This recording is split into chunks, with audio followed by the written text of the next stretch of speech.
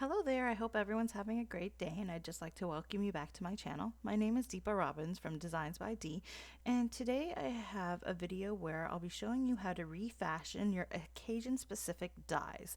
So what this means is if you have any type of dye that specifically says, in my case, I'm using this dye that says mom, and I'm going to actually use it in such a way that I completely hide that mom sentiment, and I can use it as more of a general dye in the background.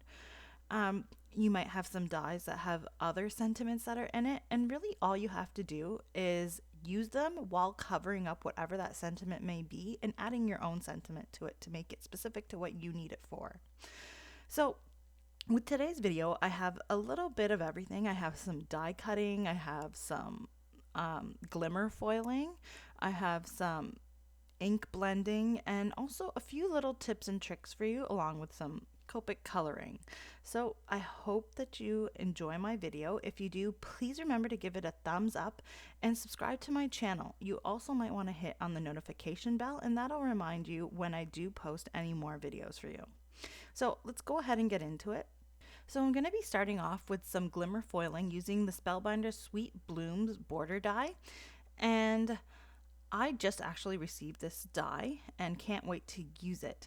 So I'm actually going to kind of use it to foil my background a bit. And if you look at it here, it looks like you can kind of join up the edges so that you can continue the image. If, say, your plate, like in this instance, is not big enough to cover my entire card base here. So I'm gonna just attach it using the hinge method with some washi tape, and I'm going to be using some Spellbinder's Aura foil. Now this foil is really nice. It is gold, but it has that rainbow shine to it.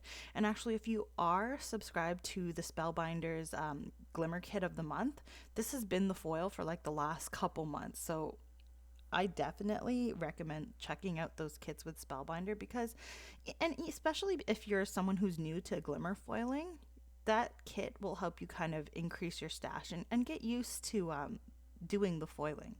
It does have a bit of a learning curve, and as you see here, I just kind of cut my foil with my scissors. I have actually ordered the Spellbinder's cutter, or I don't know exactly what it's called, but it's basically a platform where you can kind of cut your foil properly such that you're not wasting so much of it and you're not ruining it while you're cutting it.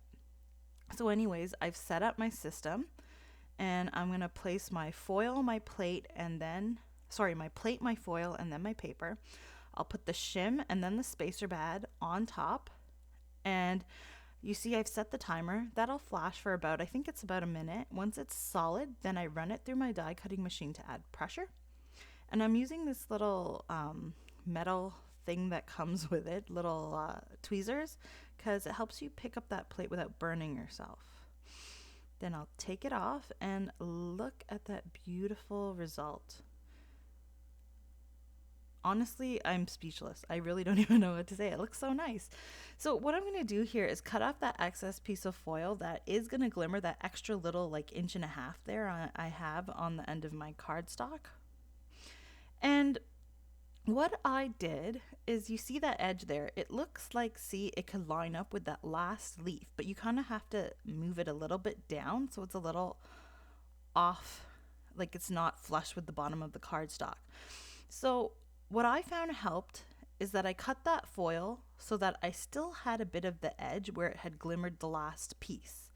And then I kind of put it on so that it's exactly on there like it was when it foiled the other half, so I can kind of see through and know where I have to line up this plate right back on top of that like last leaf so that it's in line. So I think I've lined it up the best I can. I'll go ahead and put it on my glimmer plate platform, glimmer system. I set the timer, and I'm going to put the spacer pad and the shim on top, and once that light stops blinking, I'll go ahead and run it through my die cutting machine again. Now, let's see if it actually lined up. So if you see there, it pretty much lined up. It looks a little bit off, but it's really hard to even tell. And with the amount of things that I'm going to be putting on this card, you're really not going to be able to see where that join is at all. Sorry, it's a little bit off screen, but here you can see it pretty much looks like a fluid print. So I went ahead and did the exact same thing on the other side of the cardstock. So it created this kind of border on the left and right side. And here's that die that I was telling you about. It's the Simon Says Stamp Outline Floral Mom die. And you can see it has this huge mom sentiment in the middle. Well, I don't really want that, but I do like this die and I want to use the edges of it. So first I'm going to pick my paper. I'm using this K & Company Jubilee designer paper. It has a lot of like fancy little designs with lots of different color. So I'm using this one piece of paper where you can see that blue matches with the cardstock that I used.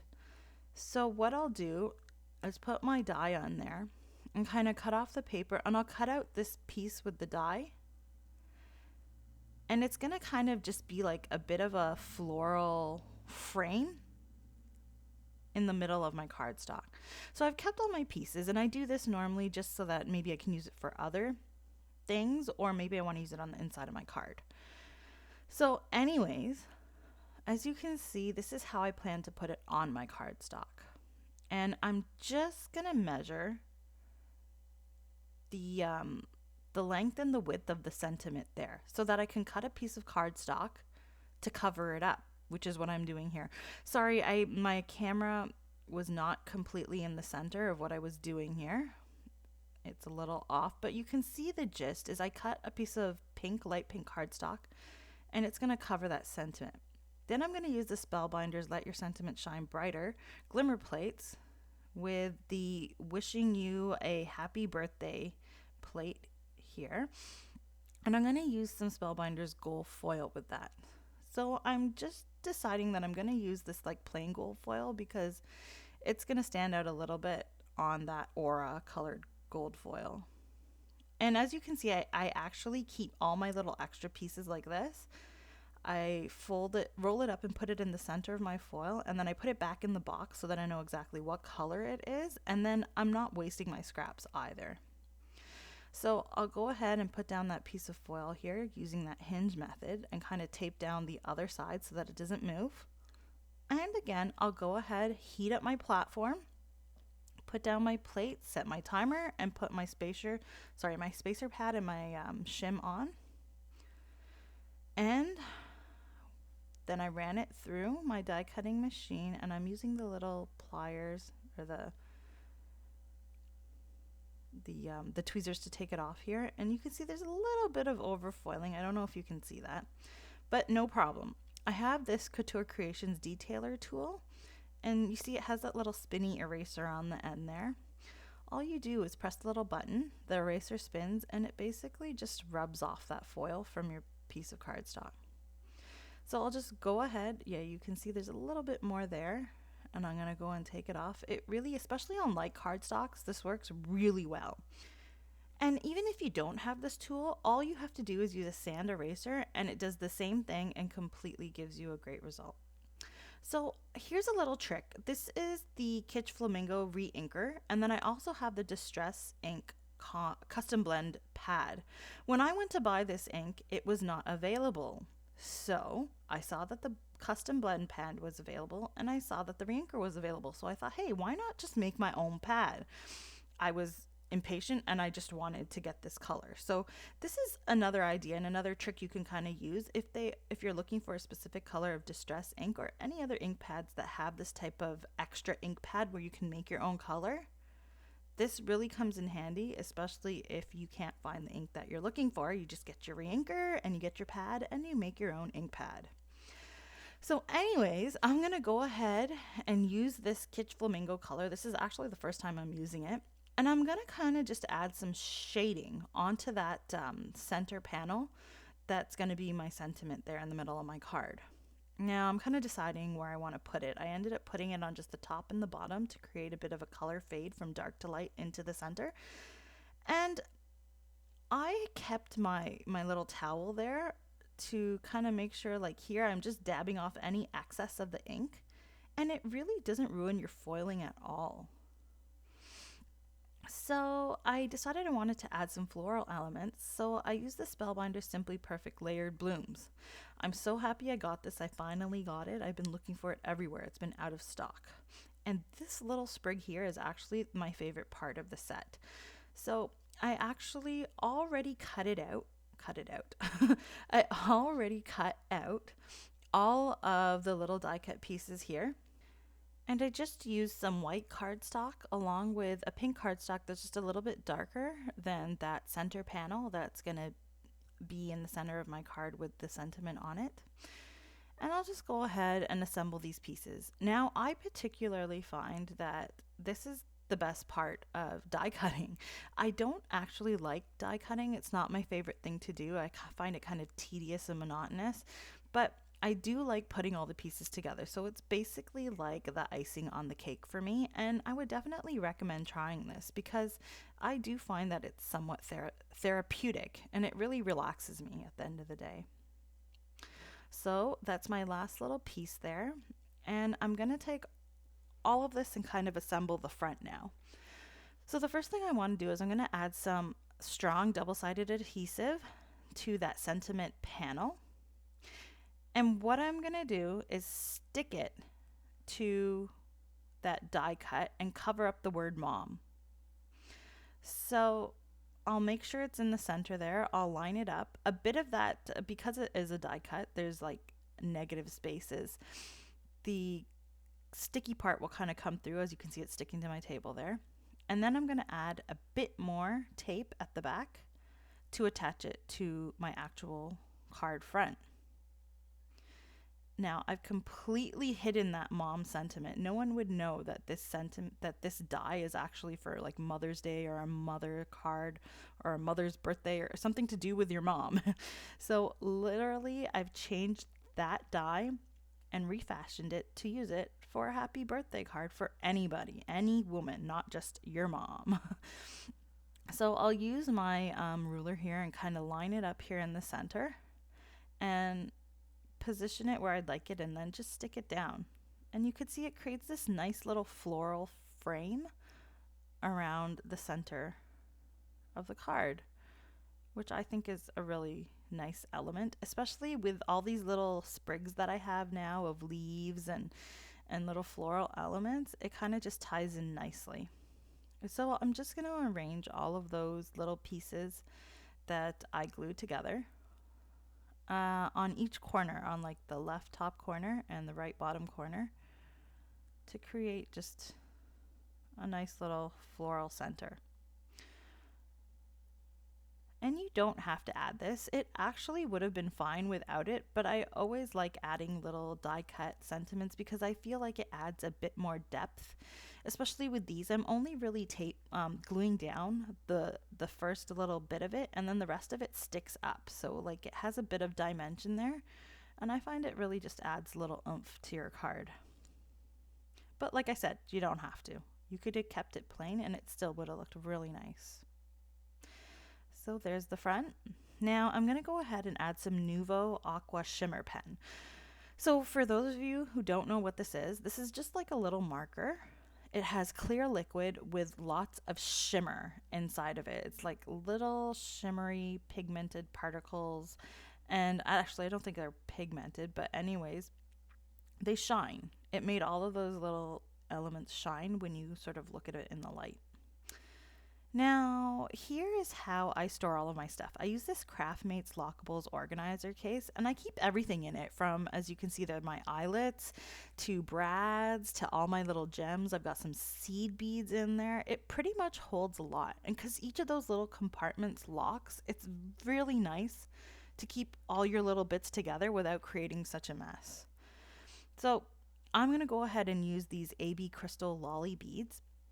Now, as I mentioned before, these are from Amazon and they're actually nail art gems.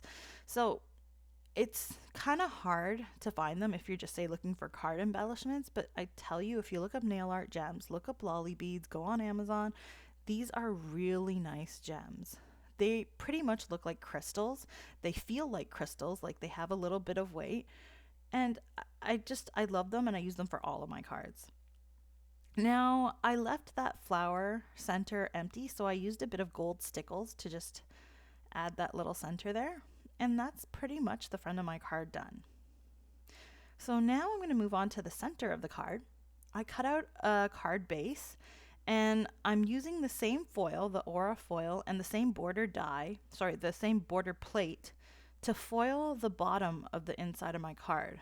So I went ahead and did that. I put down the plate to foil this twice, so once on one side and once on the other, and it was enough to cover the whole bottom edge. Now I'm going to use some of my Copic chows. And I think I've mentioned before that I have set B, but this is actually set A. And you can see the markers that I used listed in the top left corner if ever you wanted to use the same color combination.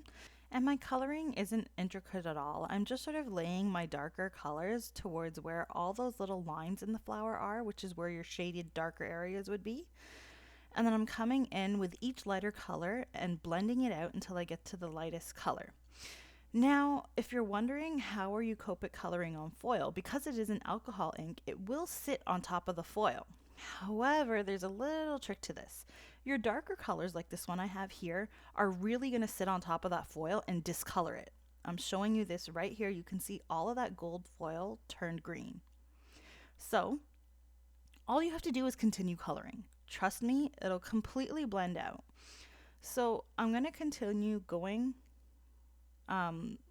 to my next color and coloring in the rest of this and blending out my darker color as I go. And as I move from the darker color to the lightest color, your lightest color is actually going to get rid of all the darker colored alcohol ink that's on top of the foil. So it basically corrects that little error. So if you see here, I'm pushing out that darker color with my lightest, and it gets rid of all of the darker alcohol ink. So my foil is once again what it was.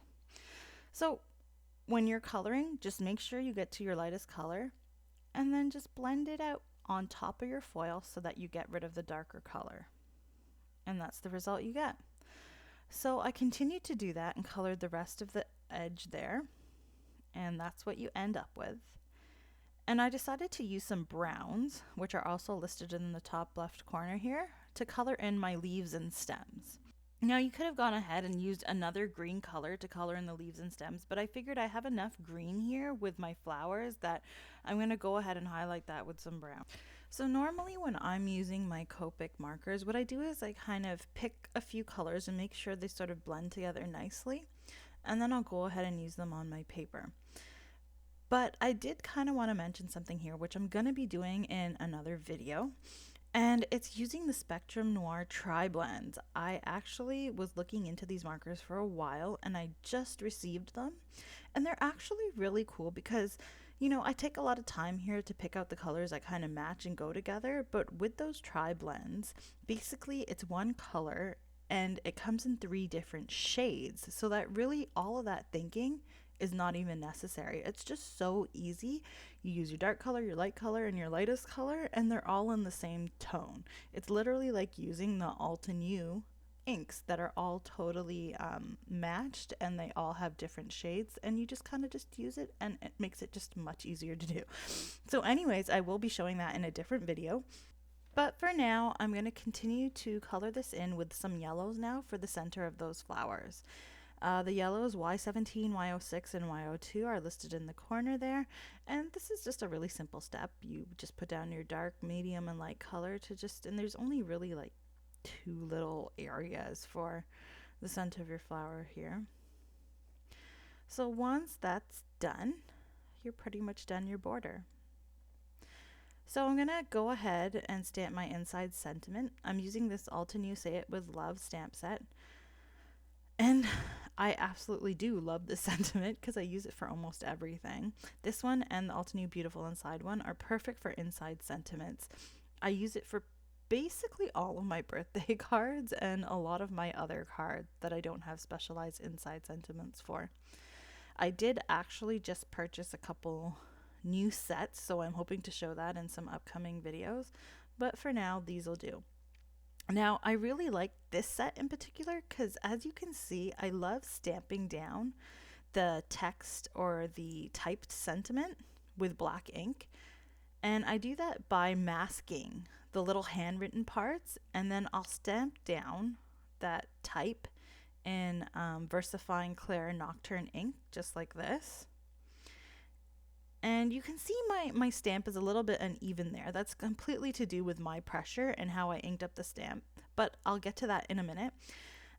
So here, what I did is now I'm coming in with the VersaFine Clear Warm Breeze, the blue color, and all I did was sort of mask off the rest of that stamp so that now I'm just gonna only ink up those little portions of the sentiment that are done in handwriting. So this kind of highlights those tiny little handwritten parts of the sentiment, and it really kind of makes your inside sentiment stand out and pop. And that's what you end up with. Now, here's how you fix that little bit of uneven pressure in your stamping. So I'm using the Sakura Pigma Micron pens. These are all black and they come in different sizes of tips. So this is, I think, one of the smallest tips, and I'm basically just gonna correct all my little letters that are a little bit too faint, where the pressure wasn't as hard, so that it kind of matches with the rest of the sentiment. It's not going to be 100% perfect, but it does look much better, and you can't really tell that there was as much even pressure as you could before. So I'll just go ahead and fix that up there, and as you can see, this looks much better than it did before. And there you go. So the final step, or let me see. Oh yeah, pretty much the final step is to assemble the entire card. Now here's a little trick I use. I put my double-sided tape, which is my strong tape, around my edges, and then I'll use some removable tape or repositionable tape in the center of my card. I put down my panel so that I have it exactly where I want it to go on the front, because I do find it hard sometimes to line up my panel exactly with my card so that there's no white showing in the background, especially when you have a different colored cardstock as your card front, like this. So I'm just kind of making sure it's lined up as much as I can. I can see I have a little bit of white overhanging, but that's okay. I can cut that off. So for the most part, it's lined up. So now I'm going to just remove the release paper on that double-sided tape on every edge, and I can kind of just stick that down, having already positioned it exactly where I want it. And here is a tiny little trick I do with my Tim Holtz guillotine cutter.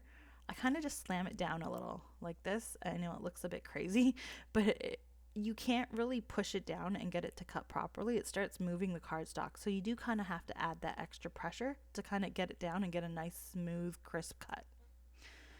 So now, because I did do all that Copic coloring, there is a bit of bleed through on the back. So I'm going to take that same colored cardstock from the front of my card, and I'm going to put it on the back just to cover up some of that bleed through, so it makes the card just look a bit more professional. So I went ahead and did that. I had a little bit of excess, which I cut off again, and that's the final card. So there you have it. All I did was cover up that specific sentiment on that mom die, and I could completely use that floral element as a border.